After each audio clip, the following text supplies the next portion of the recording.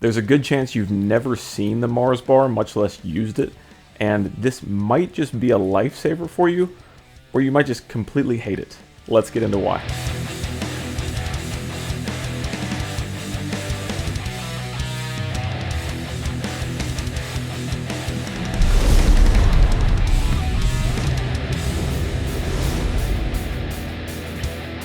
What's up guys, Kyle with HypertroFit.com, the best place to design your home gym and develop your training program.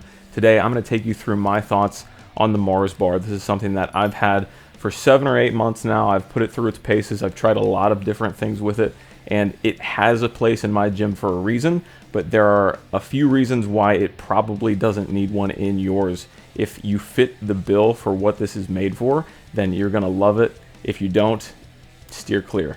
So to go through the specs of this first, it is a 65-pound bar with a 1,200-pound capacity. It actually ships in pieces so that you can attach the sleeves yourself and screw it on. For some distributors, so you can get this through Titan Fitness with free shipping, the price tag is going to be around $700. You can also look at Rogue, who sells it, and you can see that it's cheaper on their site, but that doesn't factor in the shipping. For me, when I went to go out and purchase this, I ended up going through Titan because it was cheaper versus Rogue's price plus the shipping. So do check that out, see what makes the most sense for you. It's an expensive barbell, there's no question about it. There is a second variant of this bar called the 2.0, and that brings the weight of it from 65 pounds down to 35 pounds, but it also makes the weight capacity only 400 pounds instead of 1,200. They actually hollowed out the bar so it's significantly lighter.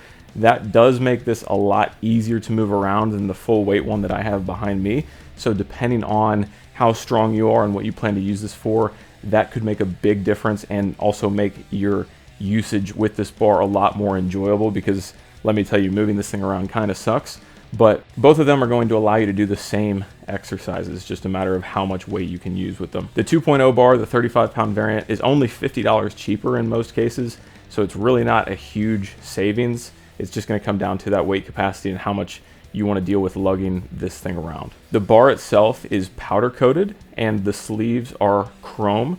The powder coat on the bar does wear from racking, even with good quality J-hooks. So if you're really trying to keep your bars pristine, that's not going to happen with this. It will get scuffed up. It's just the nature of powder coat rubbing on literally anything. But overall, the bar itself is solid. The pad I don't really love. It's comfortable enough, but it's just a weird texture. It's kind of got like an oily finish to it. It's not very even throughout in terms of the fit and finish. And for something that is as expensive as this bar is, I would just like to see a nicer finish on this pad. My Titan Safety Squat bar that I bought 5 years ago for like a third of the price of this has a much nicer vinyl wrapped pad on it. Again, it's not a huge deal. It doesn't affect how I use the bar, but for $700, that is definitely a low point on this bar. The sleeves and the bar itself, very high quality. The foam insert thing, I don't love it, but I guess it gets the job done. So now on to what this bar actually is. If you look at it from afar, you might think it's just some variant of a safety squat bar, and in some respects you're correct. So it has the handles, it's got the shoulder pads, it's positioned up on your back, a little bit different than a barbell would be, but that's about where the comparisons end. A safety squat bar is much more akin to a high bar squat or even a front squat with the way that it distributes the weight up and forward. This is actually positioning the weight low and back, so it's much more akin to a low bar squat. And in fact, in many ways, it's actually putting you in a position that's lower than you can get a low bar squat. So that's going to make the emphasis on this exercise for your squatting significantly more posterior chain dominant. A lot more hips, hamstrings, and glutes. So this and the safety squat bar are actually two totally different bars, and that's a reason why I have both of them still in my gym.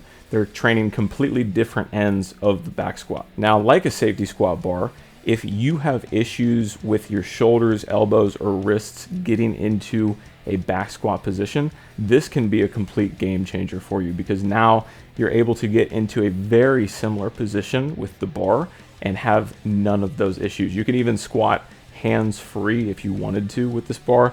I don't ever do that, but it is an option. Part of what makes this really cool too is you can address an issue that most home gyms without any extra equipment have, and that is a way to overload the quads with heavy weight without crushing your lower back. And that is what the hands-free option is going to allow you to do. So instead of just performing this like a normal back squat, you can do Hatfield squats. And if you've never done these, this is where you grab onto something on the rack and brace yourself.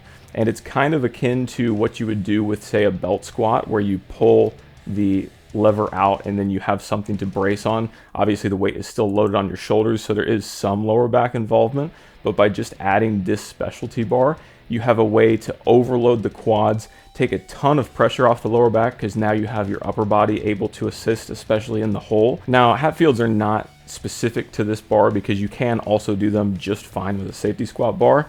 And if all you're looking for is the ability to do a Hatfield squat, a safety squat bar is going to be significantly cheaper. So that is a route that I would go.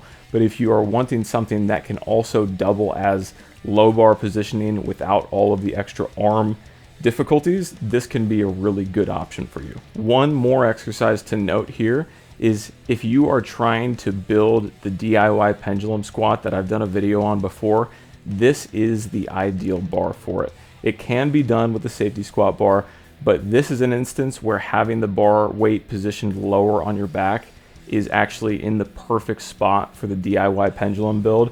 I'll link that video above if you want to check that out in more detail and show a couple clips of it here. But suffice it to say that if this is something that you want to mimic in your gym without actually having the space dedicated for the machine, then that is where this type of bar can actually be warranted, because the positioning of this is going to make this exercise as good as it possibly can be when doing it out of your rack. There are two things specifically that I want to call out when using this bar as a normal way to squat. Number one is when you rack this, it doesn't stay upright all the time. So especially if you have very little or no weight on the bar, it will flip itself. So know that when you're getting out from under it so that it doesn't hit you in the head. I have had this happen multiple times, especially if I haven't used the bar in a little while and I'm not thinking about it. It's very awkward. Once you start to load it up, that becomes less of an issue, but it does happen.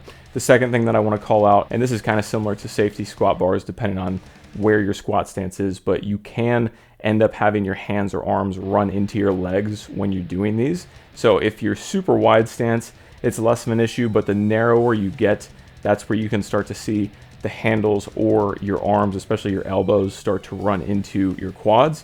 So it takes a little bit of getting used to so that you're not cheating and kind of bouncing off of your legs with your arms, but it is different than your typical low bar squat in that regard. So overall, I am happy that I have this bar. It is very unique. It allows me to do the DIY pendulum squats that I really love. It allows me to get more volume with low bar work without the stress on my arms.